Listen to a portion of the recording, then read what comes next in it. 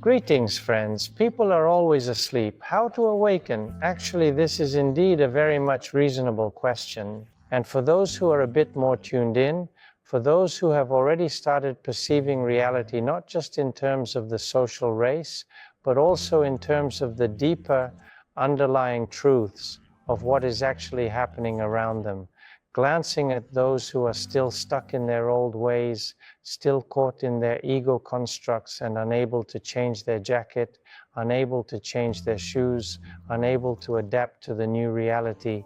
It's both funny and sad to witness. You see, true awakening doesn't come merely by desire or wishful thinking. It's not like a trendy thing, like, doing yoga, awakening, like, hey, let me just, awaken myself. It doesn't work that way. First of all, it's actually a state of shock. This state of stress, this state of some very strong and overwhelming shock. At this moment, a sense of crystal clarity and understanding comes into being. A very distinct and clear feeling that time has completely and utterly stopped. Everything has come to a complete halt. The present moment, the air is so dense and thick, you could almost cut it with a knife. A very clear and sharp concentration, a very clear and precise understanding, no matter where you direct your gaze or focus your attention, and intense and unwavering. As they say, people often find themselves in this state after a hangover. It's like they suddenly wake up, indeed, from yesterday. The head does hurt quite a bit more significantly, but people are slowly sobering up and gradually and steadily awakening from their deep slumber. In fact, that's pretty much how it is. That is, it's exactly the same. You have lived your whole life thinking that in general you are adequate and roughly understand what is happening around you. And then suddenly it turns out there is an even more adequate level. And as you continue to work on yourself, you will keep finding these adequate levels. Yes, there will be more and more of them.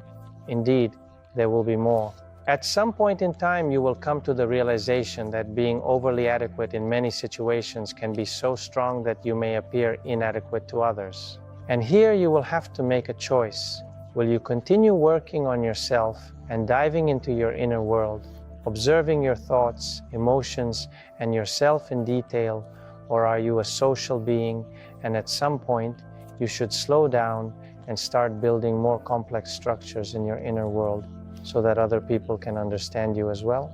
Don't forget to continually assess these complex structures. Because if you observe deeply enough, in a way that truly and deeply examines who is observing, you can truly reach a point where absolutely no one can ever catch up with you. I recommend you engage in the complex and comprehensive practices offered by our school, because a large number of people have already passed through, and in fact I have already traveled a certain path. Yes, certain achievements have been reached. Possibilities, siddhis, meaning something is already accessible, something is already understood, some level has been mastered. I decided to focus on the financial sector. Once I build up a certain potential, I will move forward. I know where to go.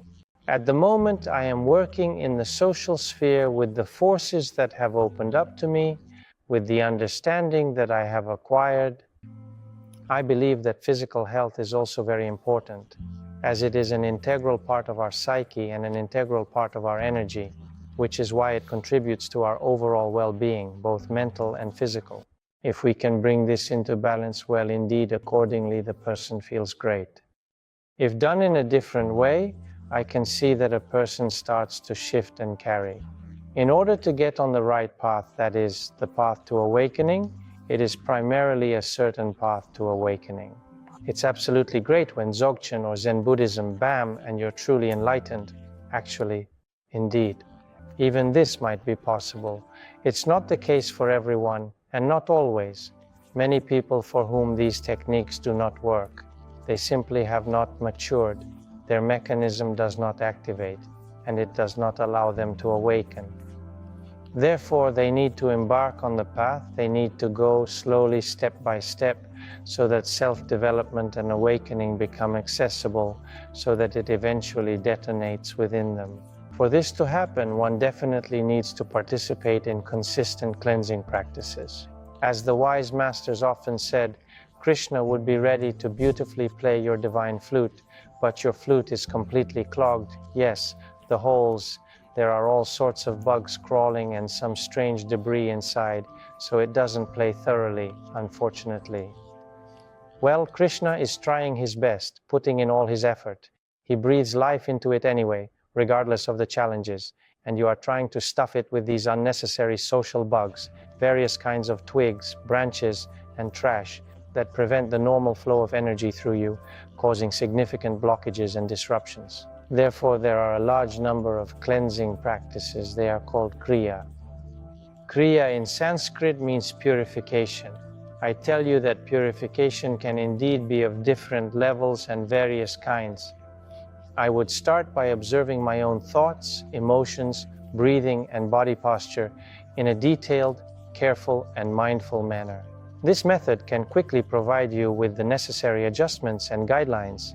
By following these, you will be able to identify and understand exactly where your problems lie and how to address them effectively.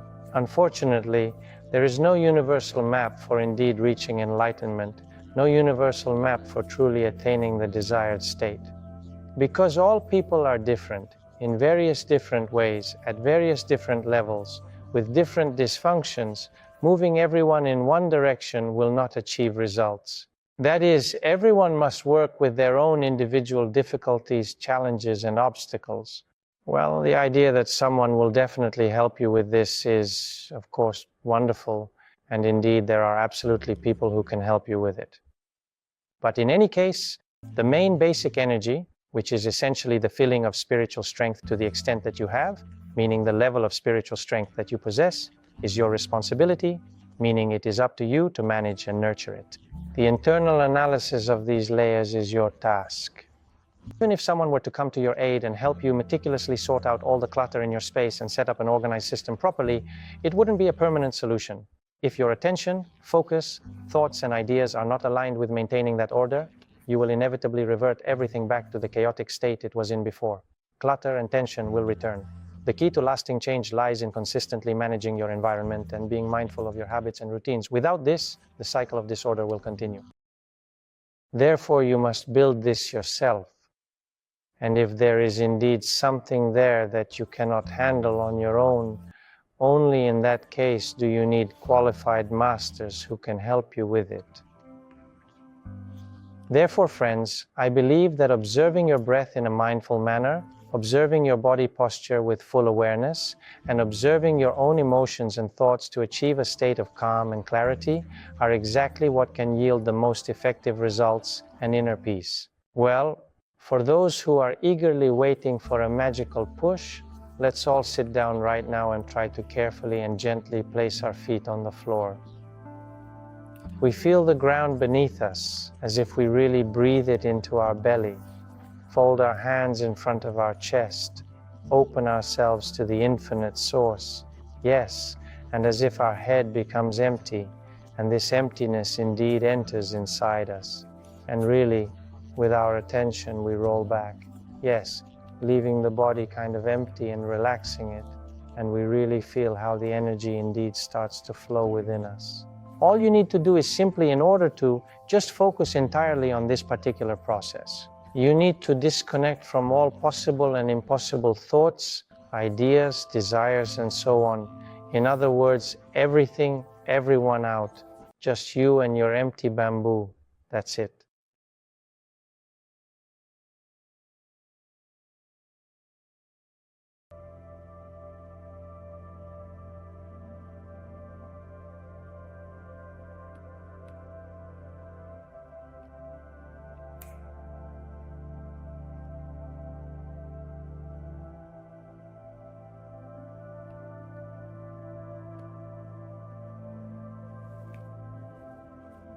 And those individuals who were completely prepared for this significant occasion are now smiling broadly with immense joy and satisfaction.